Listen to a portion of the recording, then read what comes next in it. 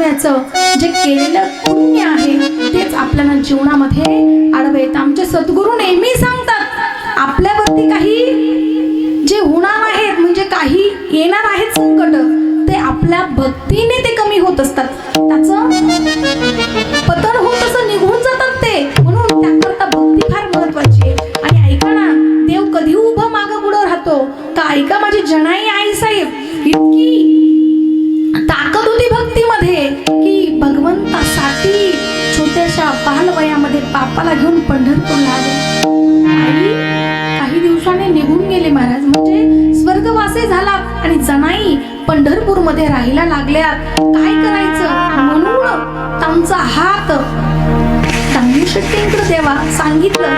याचं काहीच नाही. नामदेव महाराजांच्या घरी राहायला लागल्या आणि राहत असताना सुद्धा भगवंतापर्यंत पोहोचत नव्हत्या. भगवंतापर्यंत पोहोचत नव्हत्या. पण भक्ती अशी होती ना महाराज, इतकी भक्ती होती, इतकी भक्ती होती का देव सुद्धा वाट पाहायचा महाराज की कधी जमा जात्यावरती दळायला बसेल आणि कधी मला आवाज देईल. महाराज आता त्या जात्यावरती दळायला बसायच्या. पूर्वीच्या बाया जात्यावरती दळायला बसायच्या, गाणे म्हणायच्या महाराज. आणि ज्या वेळेला ते जात्याच्या खुट्यावरती बसले आणि मुक्या दळतात, देव येत नाही. पण ज्या वेळेला गाणं सुरू होतं ना महाराज, त्या ज्या वेळेला म्हणतात ना ए ग विठाबाई, त्या वेळेला ती विटेवरची आई येते महाराज आणि जनाईला दळू लागते. जात्यावरती दळू लागते. नाही भांडे घासते जनाई आणि धुतो माझा जगाचा मालक, विटेवरचा मालक जनाई साहेबांच्या घरी काम करतो. ऐका, एक दिवस देव जनाबाईकडे दळू लागायला आला आणि आपला पितांबर, आपले जे अलंकार आहे तिथं विसरून गेला आणि थंडी वाजायला लागली. देवाने त्या जनाईची फाटकी गोधडी घेतली देव पिठेवरती. बरेच बडवे मंडळी आले, काकडा सुरू झाला आणि म्हणून भगवंताचं मुख बघितलं तर काय भरजरी पितांबर नाही, मग काय गोधडी अंगावरती. शोध चालू झाला महाराज. कोणाची असेल ही गोधडी? कोणाची असेल? एक जणांनी सांगितलं ही गोधडी नक्कीच त्या जडीची म्हणे. चला म्हणे जाऊ गोपाळपुऱ्यावरती. गेले महाराज, बघितलं, म्हणले जना अगं आम्ही म्हातारे माणसं आहोत, भगवंतासाठी काकडा करतो आणि देव कधी कधी विटेवरतीच नसतो, तू देवाला बोलून घेते आणि आज तर काय तू देवाचे अलंकार चोरावे. देवाचे अलंकार कुठे आहे? कारण तुझी गोधडी देवाच्या खांद्यावरती आहे. देवाचे अलंकार नाही, देवाचा पितांबर नाही.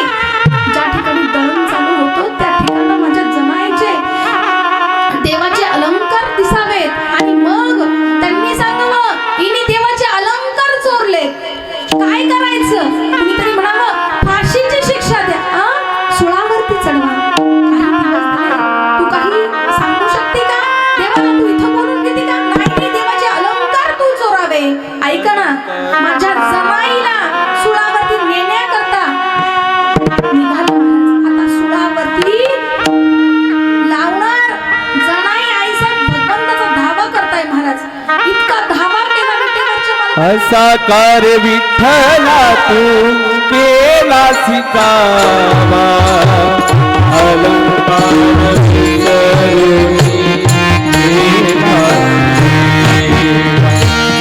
असा कार्य विठ्ठला तू केला सिकावा, अलंकार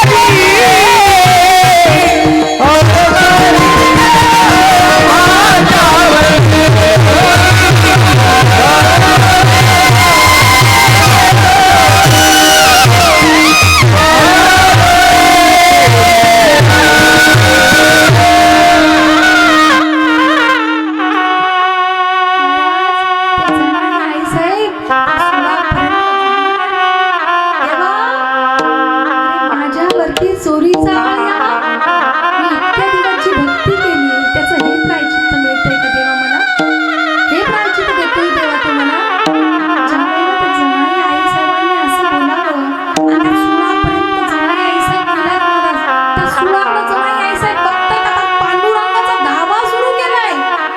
पांडुरंगाचा धावा केला मायबाप, पांडुरंगाचा धावा सुरू झालाय. काहीतरी मिनिटं डोळे मिटलेले आहे, त्या सुळाकडे बघितलं, असा हात त्या सुळावरती ठेवल्यानंतर त्या सुळाचं त्याच क्षणी पाणी झालं महाराज.